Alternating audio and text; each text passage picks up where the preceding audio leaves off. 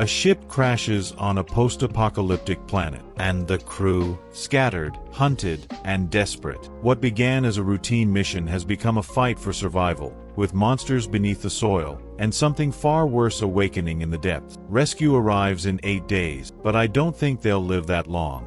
The hull of the Artemis IV groaned and shuddered as it plummeted through the thick alien atmosphere, a fiery streak slashing across a sky that wasn't supposed to be there. Captain Morgan Venn gripped the arms of his chair, his jaw tight, watching the control panels flicker and die one by one. The 20 souls aboard, scientists, engineers, explorers, braced themselves as the ship slammed into the unknown planet's surface. Metal twisted, glass shattered, and the deafening roar of the crash swallowed their screams. What was meant to be a routine mapping mission, a chance to etch their names into the history of human discovery, had just spiraled into chaos. Dust and smoke choked the air inside the wreckage, and Morgan was the first to stumble to his feet, coughing, his mind racing. He barked orders through the haze: check the wounded, secure the perimeter, send the distress call. His fingers fumbled over the comms system, miraculously still functional, and he transmitted the SOS into the void. The reply crackled back, cold and distant: Rescue ET, 8 days. 8 days. He glanced at the cracked viewport, at the barren gray expanse stretching beyond,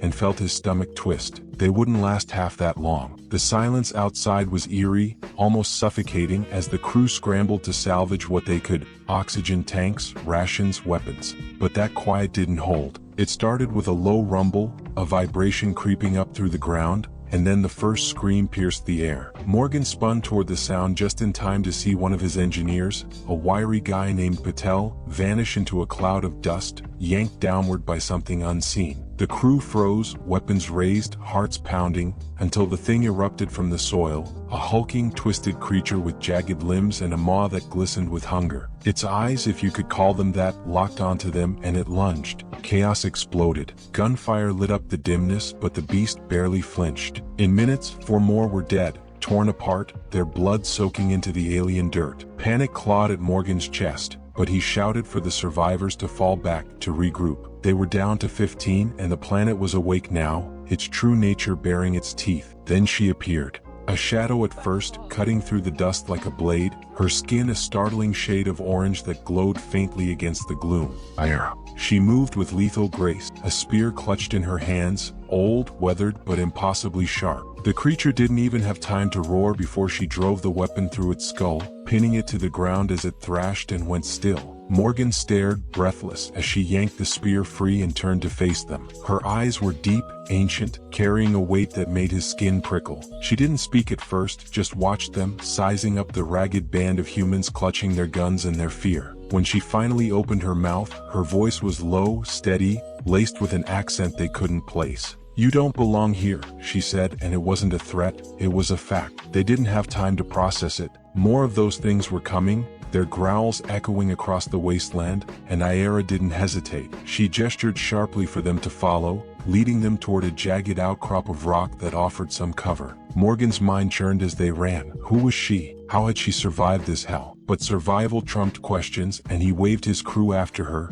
their boots pounding the cracked earth. Huddled behind the rocks, panting, he demanded answers. Ira crouched beside him, her gaze fixed on the horizon, and started talking. "This planet wasn't always like this," she said. "Long ago, it thrived, lush, vibrant, teeming with life. Then the meteor shower came, a cascade of glowing stones that rained down and burrowed into the soil. Whatever they carried poisoned everything. The plants twisted into something toxic, the animals morphed into those grotesque hunters, and the air itself grew heavy with despair. Only 5% of the population survived the aftermath," she told them, "and most of those were swallowed up by a brutal empire that rose from the ashes, ruled by a man named Milder." Morgan's eyes narrowed at the name. "Who's Milder?" he asked, his voice rough from the dust. Ira's grip tightened on her spear, her expression darkening. "He was a warrior once," she explained, "a protector of their people. But power corrupted him, turned him into a tyrant who hoarded the last scraps of safety behind massive walls that loomed like mountains on the horizon. His empire enslaved what was left, crushed any resistance, and left the rest to fend off the beasts alone. She was one of the few who'd escaped his grasp,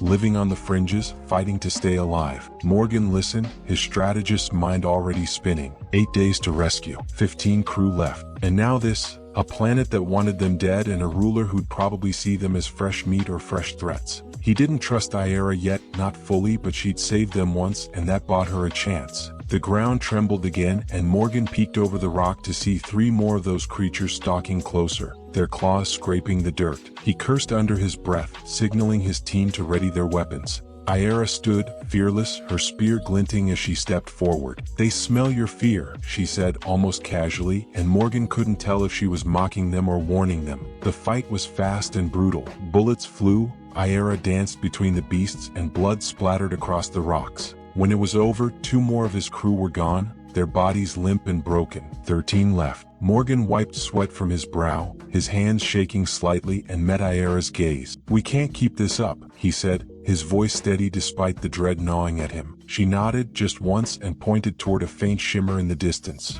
"A river maybe, or something else." "There's shelter there," she said, "but it's not safe. Nothing here is." They moved out, a tense, silent march across the desolate terrain, the weight of their losses pressing down on them. Morgan kept Iera close, watching her, trying to piece together what she wasn't saying. She knew this place too well, every crevice, every sound. Was she really alone out here, or was she leading them into something worse? The crew whispered among themselves, their nerves fraying, but they trusted him to get them through this. He had to. The shimmer turned out to be a cave, its mouth wide and dark, carved into a cliff face. Inside, the air was cool, damp, a stark contrast to the dry heat outside. Iera lit a small fire with a flint from her belt, the flames casting shadows that danced across her face. Morgan sat across from her, his rifle resting on his knees, and pressed her for more. "What's Milder's game?" he asked. "What does he want with this place?" She stared into the fire, her eyes distant. "Control," she said simply. "He thinks he can tame this world, bend it to his will.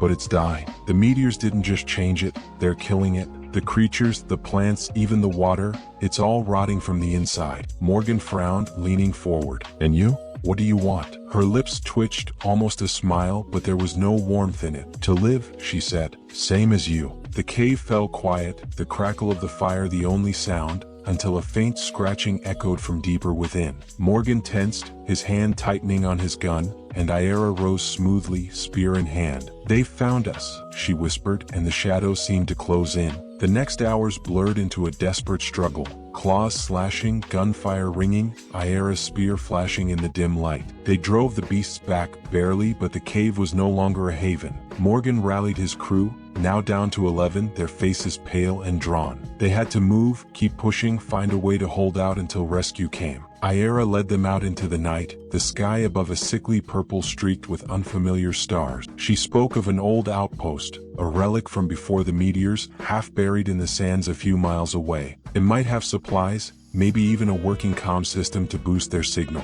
Morgan agreed, though doubt gnawed at him. Was she guiding them to salvation or a trap? The trek was grueling, the wind biting at their skin, the constant threat of those creatures lurking just out of sight. Every step tested their resolve, their trust in each other, their hope. As they trudged on, Iera started talking again, her voice a steady thread weaving through the tension. She told them of her people's stories, tales of a time when the rivers ran clear, when the air didn't sting your lungs, when the stars felt like home. Morgan listened, caught off guard by the longing in her words, and found himself wondering what she'd been like before all this. The crew hung on her every sentence, their exhaustion momentarily forgotten, drawn into the rhythm of her voice. It was a distraction, a lifeline, and Morgan realized she wasn't just surviving, she was keeping them sane. The outpost came into view, a crumbling shell of metal and stone, and relief flickered through the group. But as they approached, a new sound rose, a deep, rhythmic thudding like footsteps, massive and deliberate.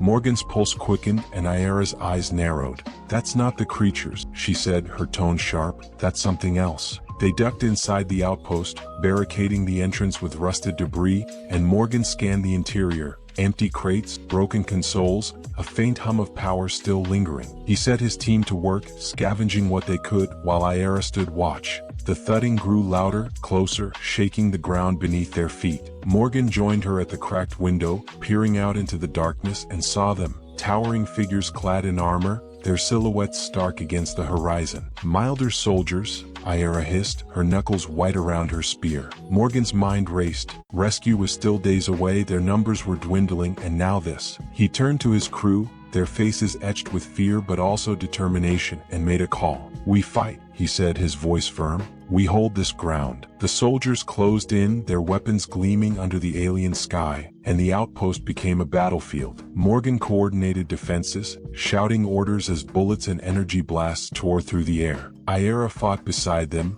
a whirlwind of precision and fury, her spear finding gaps in the enemy's armor. The crew held their own, driven by desperation and the faint promise of survival, but the enemy kept coming, relentless, their numbers swelling. Hours bled into one another, exhaustion setting in, and Morgan began to see the cracks. His team was faltering, their ammo running low, their hope thinning. Aira grabbed his arm, pulling him aside during a brief lull. "There's a way out," she said, her breath ragged. "Underground tunnels. They'll take us deeper into the wild, away from Milder's reach. But it's a risk." Morgan stared at her, weighing the odds, the lives in his hands, the ticking clock of their rescue. He nodded, and they gathered the survivors, 9 now, battered but alive, and slipped into the tunnels, the damp walls closing around them. The air was thick, stale, and the darkness pressed in, broken only by the faint glow of their lights. Aira led the way, her steps sure, her silence heavy. Morgan stayed close, his mind churning with questions.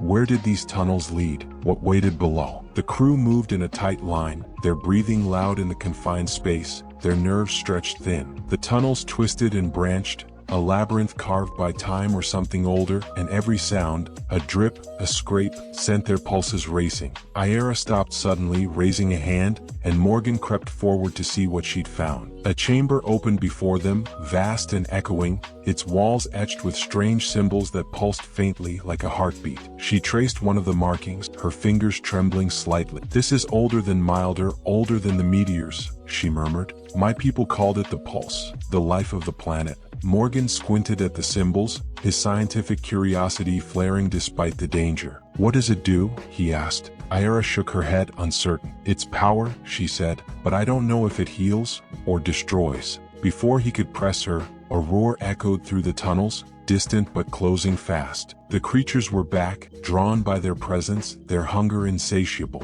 Morgan cursed, rallying his team, and they braced themselves in the chamber, weapons ready, the pulse humming around them. Aira stood at his side, her spear raised, and for a moment, their eyes met. Two leaders, two survivors, bound by a thread of trust neither fully understood. The beasts charged, a wave of claws and teeth, and the chamber erupted into chaos. Morgan fired until his clip ran dry, switching to a salvaged blade, his movements fueled by adrenaline and instinct. Aira fought like a force of nature, her spear a blur, but the numbers were overwhelming. The crew dwindled, 8, then 7, their cries swallowed by the din. The pulse grew louder, its rhythm quickening, and Morgan felt it in his bones, a vibration that rattled his teeth. Aira shouted something over the noise, her voice urgent, but he couldn't make it out. She grabbed his hand, pulling him toward the center of the chamber where the symbols glowed brightest, and slammed her spear into the stone. Light exploded outward, blinding, searing, and the creatures shrieked as it washed over them,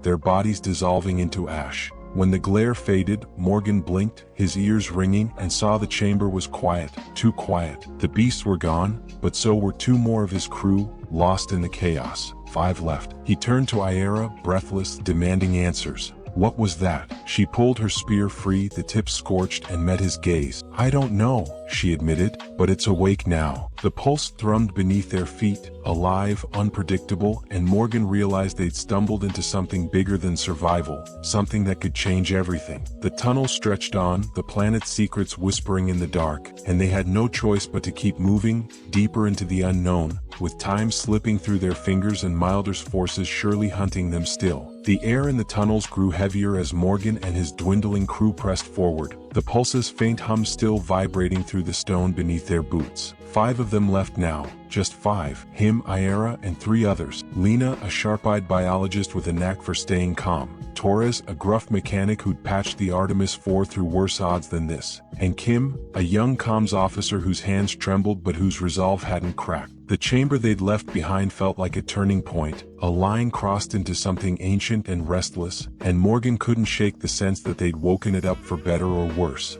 Aira led the way, her orange skin catching the dim light of their flickering torches, her spear tapping the ground like a metronome. She hadn't said much since the light blasted those creatures to dust, but her silence wasn't empty, it was loaded, like she was wrestling with what came next. Morgan stayed close, his mind churning through the mess they were in. Rescue was still days out, 6, maybe 7 if the signal held, and every hour shaved away at their chances. Milder soldiers were out there, probably combing the surface, and those beasts, whatever they were, seemed to multiply with every shadow they passed. The tunnels offered a reprieve, sure, but they weren't safe. Nothing here was. He glanced at Aira, her profile sharp against the damp walls, and wondered again who she really was, how she'd survived this nightmare alone, why she was helping them. Trust was a fragile thing, stretched thin by exhaustion and loss, but she'd fought for them, bled for them, and that counted for something. "Where are we going?" he asked, his voice low, cutting through the steady drip of water somewhere ahead. She didn't turn, just kept moving, her steps deliberate. "Away from the surface," she said. "Milder's men don't come down here. The pulse keeps them out, or scares them off. Same difference." Morgan frowned, wiping sweat from his brow. "And the creatures?" She paused then, just for a heartbeat, and glanced back at him, her eyes glinting like polished stone. "They're drawn to it, always have been. That's why I don't linger." It wasn't the answer he wanted, but it was the one he got, and he nodded for her to keep going. The crew followed, their breaths shallow, their footsteps echoing in the tight space. Lena muttered something about the air quality, too much moisture, maybe spores, and Torres grumbled back that he'd rather breathe mold than claws. Kim stayed quiet, her eyes darting to every shadow. The tunnel widened suddenly, spilling them into another chamber, this one smaller but no less strange. The walls here shimmered with veins of crystal, refracting their light into jagged rainbows that danced across the floor. Morgan squinted, his hand resting on the hilt of his scavenged blade, and noticed the air felt different, thicker, charged like the moment before a storm breaks. Aira stopped dead center, her spear planted, and tilted her head as if listening. "What is it?" he asked, stepping closer. She didn't answer right away, just traced a finger along one of the crystals, watching it pulse faintly under her touch. "This is part of it," she said finally. "The pulse. It runs through the planet like blood. My people thought it was alive once. A spirit, a protector. Now," she trailed off, and Morgan finished the thought for her. "Now it's a weapon?" She shrugged, a small tired gesture. "Or a curse." Before he could dig deeper, Torres called out from the far side of the chamber, his voice tight. "Captain, you need to see this." Morgan crossed the space in quick strides, the others trailing behind, and found Torres kneeling beside a pile of debris, rusted metal, cracked ceramics, bones. Human bones or something close to it. Lena crouched next, her biologist curiosity kicking in, and picked up a shard of what looked like a helmet, its surface etched with faded markings. "These aren't from here," she said, her brow furrowing. "This is tech, old but ours. Human." Morgan took the piece, turning it over in his hands, and felt a chill crawl up his spine. It was a fragment of a suit, a design he recognized from history vids. Early colony gear, the kind used centuries ago when humanity first pushed beyond the solar system. "What the hell were they doing down here?" he muttered. Aira joined them, her gaze flicking over the remains. "They came before," she said, her tone flat. "Long before me. They built things, dug too deep, then vanished. My people found their ruins, empty, broken. Some said the planet took them." Morgan's jaw tightened. Another expedition, lost to this place, and now here they were, stumbling through the same graveyard. It makes you wonder, doesn't it? What really happened to those early colonists, and could Morgan's team be heading down the same doomed path? If you've made it this far, you're clearly as drawn to this mystery as we are. So tell us, do you think the pulse is alive? Could it be protecting the planet, or simply luring more victims? Drop your theory in the comments. We're reading every one of them. And if you're loving this descent into danger and discovery, hit that like button and subscribe. There's a whole world of dark sci-fi stories waiting for you, and you won't want to miss what comes next. Kim spoke up for the first time, her voice shaky but clear. "If they were here, maybe they left something we can use. A ship, a signal booster, anything." It was a long shot, but it sparked something in Morgan, a flicker of purpose amid the dread. He nodded, decisive. "We search. If there's anything left, we find it." They spread out, combing the chamber, their lights sweeping over the crystals and the scattered relics. Torres kicked over a slab of stone and uncovered a small cache, dented canisters, a cracked data pad, a handful of tools. The pad wouldn't boot, its screen dark, but the canisters held something that smelled faintly of fuel. Lena theorized it might be compatible with their gear, a chance to power up what little they had left. Morgan pocketed the tools, his mind already running through possibilities, repairing their comms, rigging a trap,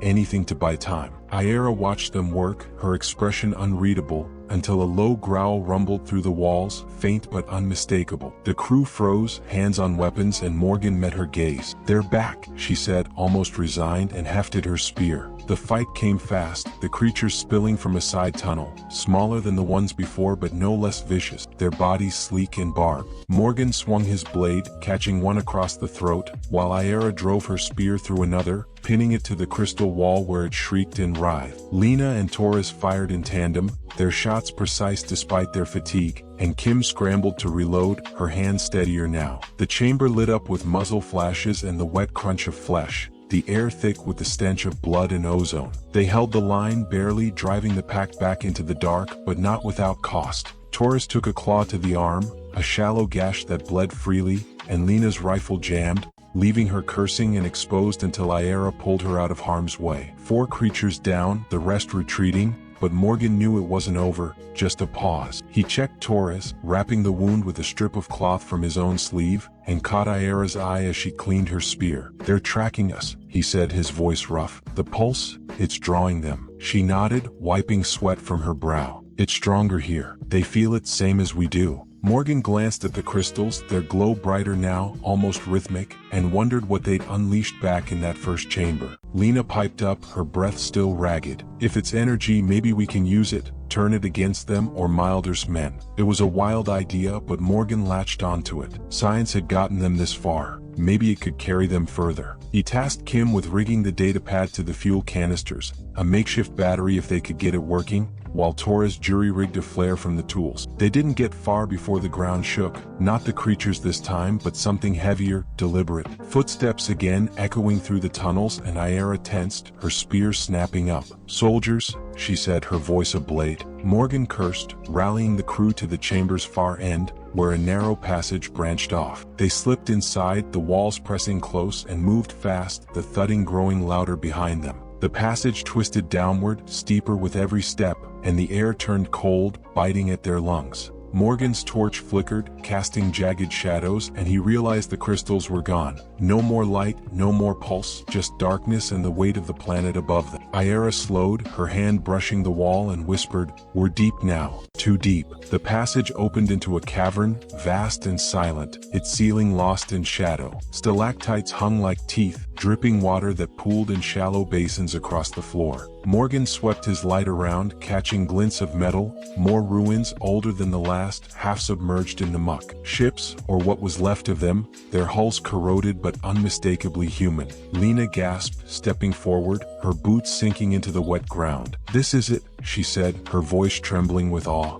"A colony fleet, or what's left of it." Morgan's pulse quickened, hope warring with caution. If these were ships, there might be power, weapons, a way to boost their signal. But Aira's face told a different story. Her eyes were wide, her grip on her spear unsteady. "This is a tomb," she said softly. "They didn't leave." Before he could respond, the footsteps caught up, boots on stone, voices barking orders in a language he didn't know but Aira clearly did. Milder soldiers had found them, their lights piercing the cavern's gloom, their weapons raised. Morgan shouted for the crew to take cover behind the wrecked hulls, his mind racing. 5 against how many? 10? 20? The odds were brutal, but they'd faced worse. Aira vanished into the shadows, her movements silent, and Morgan led the defense, firing from behind a rusted bulkhead as energy blasts scorched the air. Torres lobbed the flare, its red glow illuminating the enemy, armored figures, disciplined, relentless. Kim's makeshift battery sparked to life, the datapad flickering on,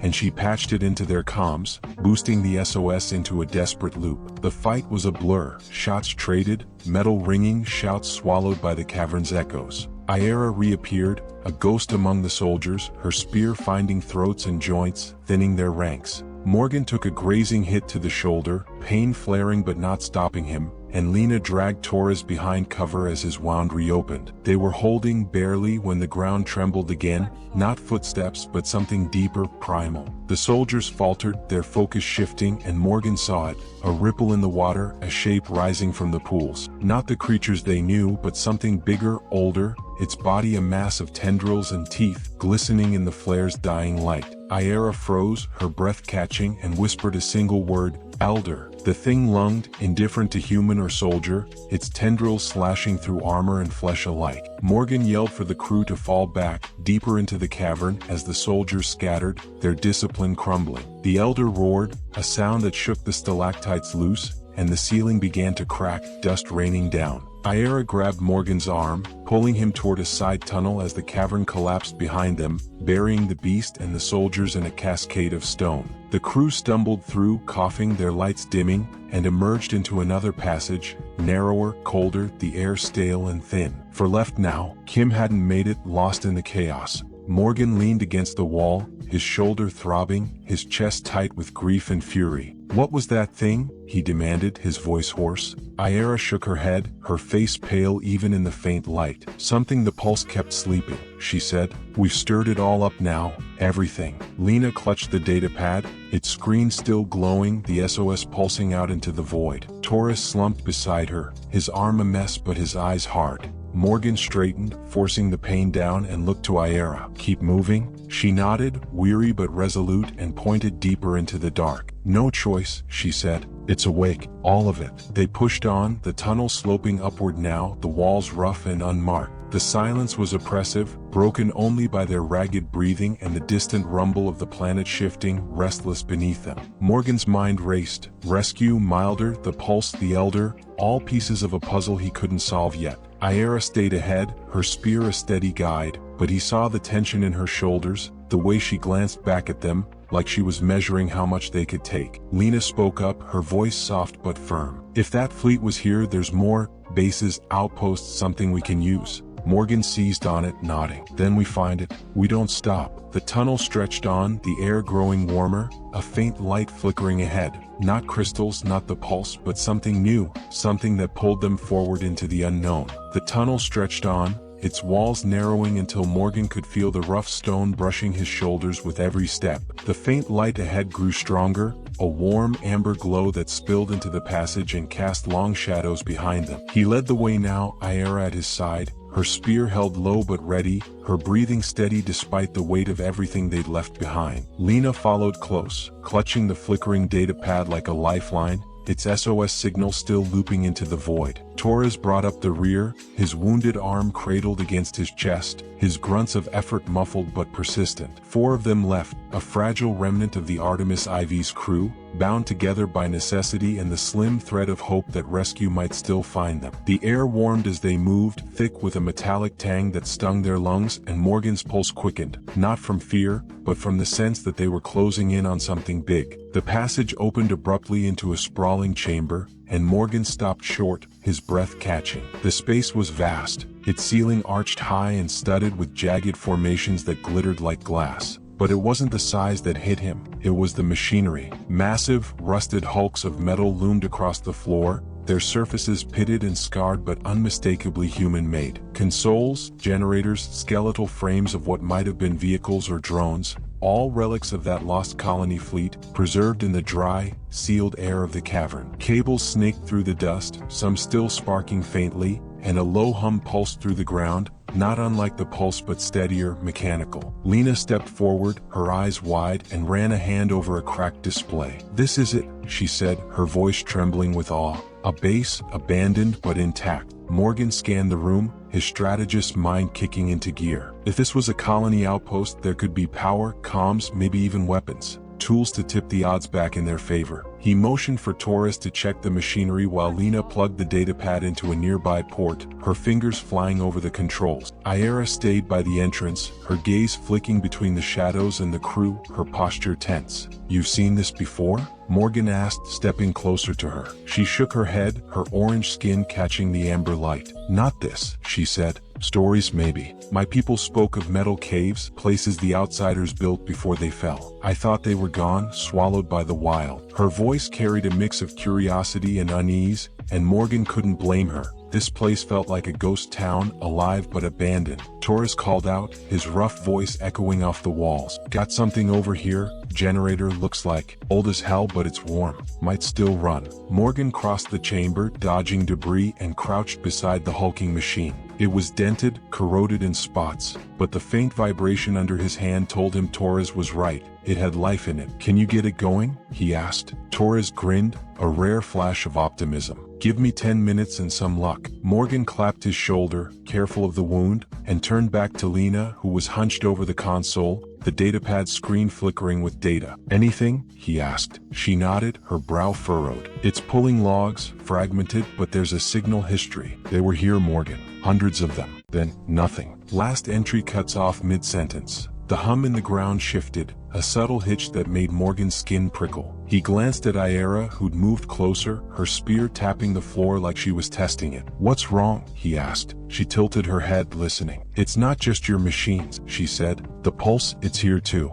Mixed with them. Before he could process that, the generator sputtered to life under Torres' hands, a deep rumble that shook dust from the ceiling. Lights flickered on overhead, dim, uneven, but enough to bathe the chamber in a sickly yellow glow. Consoles beeped awake, screens stuttering with static, and Lena let out a small, triumphant sound as the datapad synced fully. Signal stronger, she said. Rescue might hear us now, 5 days out if they're fast. 5 days. Better than 8, but still a lifetime in this place. Morgan's relief was short-lived. The ground trembled again, sharper this time, and a low growl rolled through the chamber, not from the machinery but from beyond it. Aira spun toward the far wall, where a massive hatch loomed, its edges sealed with rust and grime. They're coming, she said, her voice tight. Morgan drew his blade, motioning the crew into defensive positions. Torres behind the generator, Lena at the console, him and Aira front and center. The hatch groaned, metal scraping metal, and then it burst open,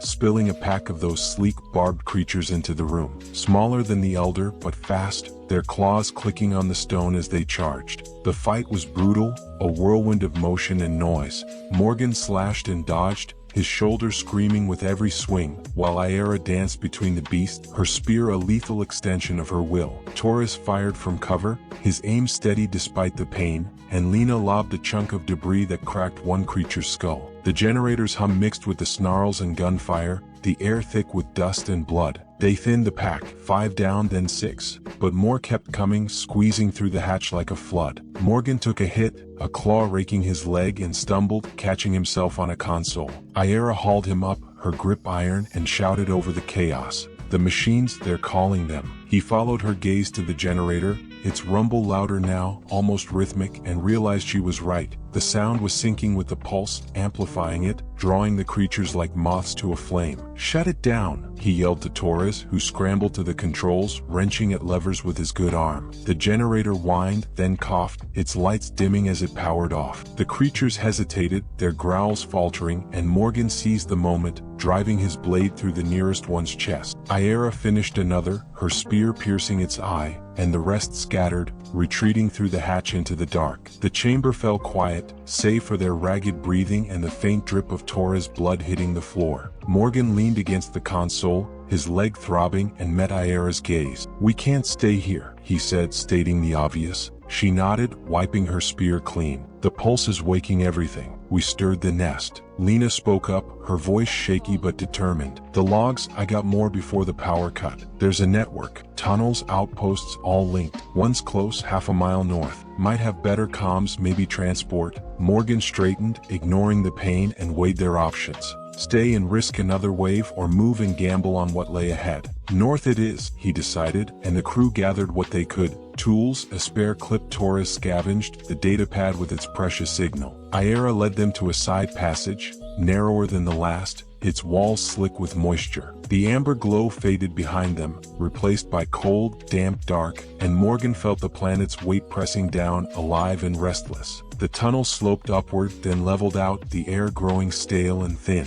Morgan's leg burned with every step, but he pushed through, keeping pace with Aira's steady stride. She spoke as they moved, her voice low, weaving a thread of calm through the tension. My people feared the deep places, she said the pulse was strongest there, guarding secrets they weren't meant to know. When the meteors came, some hid below, thought it would save them. It didn't. Morgan listened, drawn in despite himself, and asked, "What happened to them?" She glanced back, her eyes shadowed. They changed, became something else. Not all the creatures are from the wild, some were us. The words hung there, chilling, and Torres muttered a curse under his breath. Lena's hand tightened on the datapad, her scientist's mind clearly racing, but she didn't press. Aira's tone didn't invite it. The tunnel curved, and a faint breeze brushed their faces, carrying a whiff of something sharp, chemical. Morgan raised a hand, slowing them, and peered ahead. The passage opened into another chamber, smaller but packed with tech. Sleek, cylindrical pods lined the walls, their glass fronts fogged with age. A control hub sat in the center, its screen dark but intact, and a soft hiss filled the air like leaking pressure. Cryo units, Lena breathed, stepping forward. Colony grade. They were preserving people, or trying to. Morgan approached the nearest pod, wiping grime from the glass, and froze. Inside was a figure, human or close to it, its skin pale and webbed with dark veins, its eyes open but lifeless. Torres recoiled, his hand on his gun. What the hell is that? Aira moved closer, her spear tapping the pod's base, and frowned. Changed, she said simply. The pulse got them too. Morgan's stomach twisted. Another piece of the puzzle, another warning. Lena plugged the datapad into the hub, coaxing it awake, and data scrolled across the screen. Dates, names, a log of failed stasis attempts. They were running from something, she said. Not the meteors, something after. A signal deep in the planet. Before Morgan could process that, the ground shuddered. Not the pulse, not creatures, but a sharp,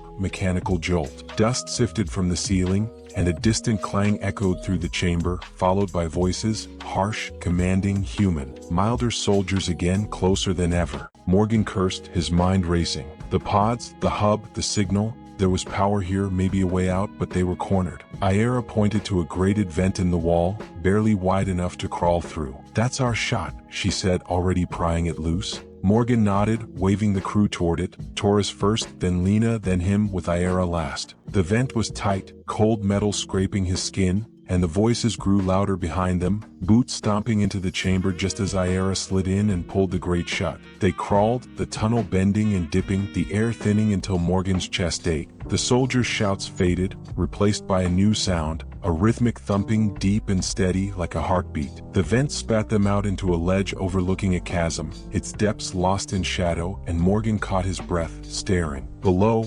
massive pistons churned, driving rods into the stone, their motion synced with the thumping. Steam hissed from vents, and a red glow pulsed at the chasm's heart, machinery ancient and alive, tied to the planet's core. What is that? Torres rasped, clutching his arm. Aira leaned forward, her eyes narrowing. The pulse's root, she said. They built this, your people. Tried to harness it, woke it instead. Lena's datapad beeped, pulling fresh data from the hub's network. A map, partial but clear, showing tunnels spiraling deeper toward that glow. There's more, she said, her voice urgent. A central node powering it all. If we reach it, we could shut it down, or use it. Morgan stared into the chasm, the piston's relentless rhythm shaking his bones, and felt the weight of their choices narrowing. Soldiers behind, the unknown ahead, and the planet itself stirring beneath them. He turned to Aira, her face lit by the red glow, and saw the same question in her eyes. How far could they push before it broke them? The thumping grew louder, the air vibrating, and something shifted in the shadows below.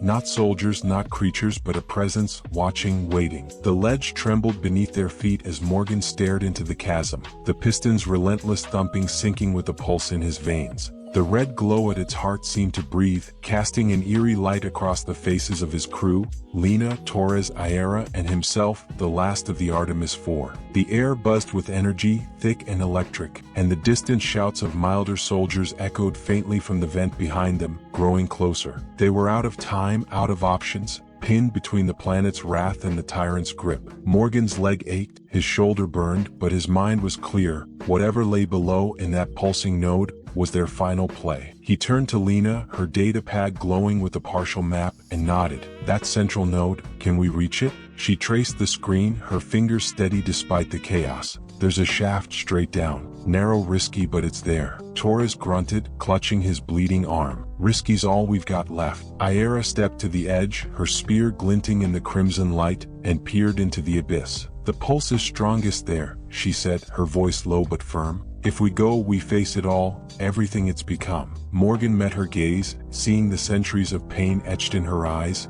and felt a flicker of resolve harden inside him. Then we face it, he said, together. He waved them toward a rusted ladder bolted to the chasm wall, its rungs slick with condensation. Torres went first, cursing as his wounded arm slipped, followed by Lena, the datapad tucked into her belt. Morgan took the rear, Aira just ahead, her movements fluid despite the weight of her spear. The ladder creaked under their weight, the metal groaning as they descended into the heat and noise, the piston's rhythm growing deafening. The shaft dropped them onto a platform overlooking the node, a colossal machine, its core a swirling mass of red and black energy, tendrils of light snaking through pipes and gears that churned with relentless purpose. The air shimmered with heat, the ground vibrating so hard Morgan's teeth rattled. Consoles flanked the platform, their screens alive with data, colony logs, power readings, warnings in a dozen languages. Lena rushed to one, plugging in the datapad, her voice cutting through the din. This is it, the heart of their grid. They tapped the pulse, tried to control it, but it overloaded, kept running ever since.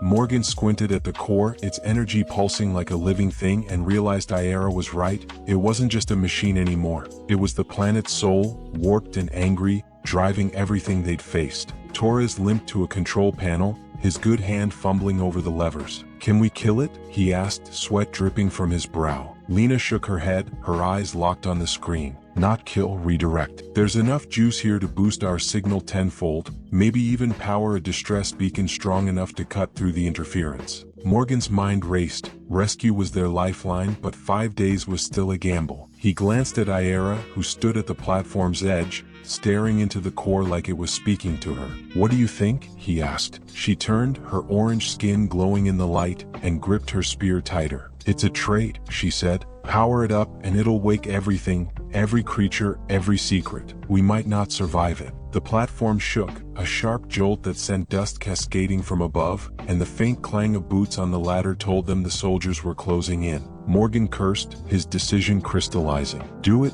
he told Lena. Boost the signal. We hold them off. She nodded, her fingers flying over the controls, while Torres rigged a makeshift barricade from a fallen pipe. Morgan and Aira took position at the shaft's mouth, weapons ready as the first soldier dropped down, a hulking figure in black armor, his rifle blazing. Morgan ducked, returning fire with his scavenged blade, while Aira lunged, her spear piercing the man's chest plate. More followed, a relentless wave, their shouts drowned by the node's roar. The crew fought like cornered animals, Torres swinging the pipe, Lena firing from behind the console, Morgan and Aira a blur of steel and fury. The node hummed louder, its energy surging as Lena patched the signal through. It's working, she yelled, the datapad flashing green. Rescue's locked, 2 days out. 2 days, closer but still a lifetime. The platform buckled, cracks spidering through the stone, and the core pulsed wildly, tendrils lashing out, scorching the air. A soldier's blast grazed Morgan's arm, and he stumbled, catching himself on Aira's shoulder. She pulled him back, her eyes fierce.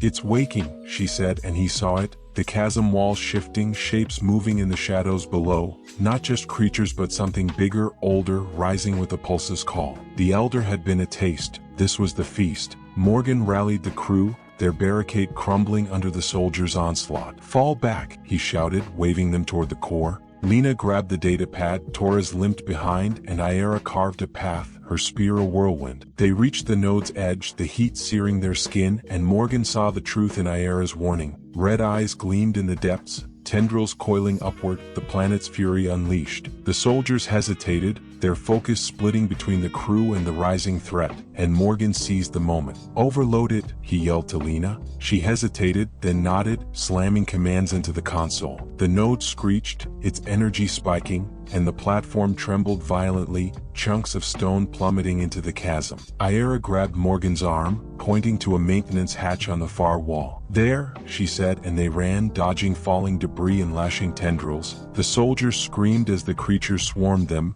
their armor useless against the tide. Morgan shoved Taurus through the hatch, then Lena, his vision blurring from pain and exhaustion. Aira went last, pulling him inside as the node erupted behind them. A blinding flash, a deafening roar, the air igniting with raw power. The tunnel shook, walls collapsing, and they stumbled forward, the blast heat licking at their backs. The signal was out, rescue was coming, but the planet was awake now, its secrets spilling free. They emerged into a shallow cave, the surface close, cracked earth and a bruised sky visible through a jagged opening. Morgan collapsed against the wall, his chest heaving, and counted heads. Lena, Torres, Aira, all alive, battered but breathing. The datapad beeped weakly, its screen cracked but glowing. Rescue ETA 48 hours. 2 days. The ground still rumbled, the pulses echo fading but not gone, and Morgan knew they weren't done. Creatures would come, Milder's remnants might hunt them, and the planet itself was a live wire, unpredictable and vengeful. He looked at Aira, her spear planted in the dirt, her eyes fixed on the horizon where Milder's fortress loomed, a dark smear against the dawn. "We made it this far," he said, his voice raw but steady. She turned, a faint smile tugging at her lips. "Not warm, but real." "This far?" she echoed.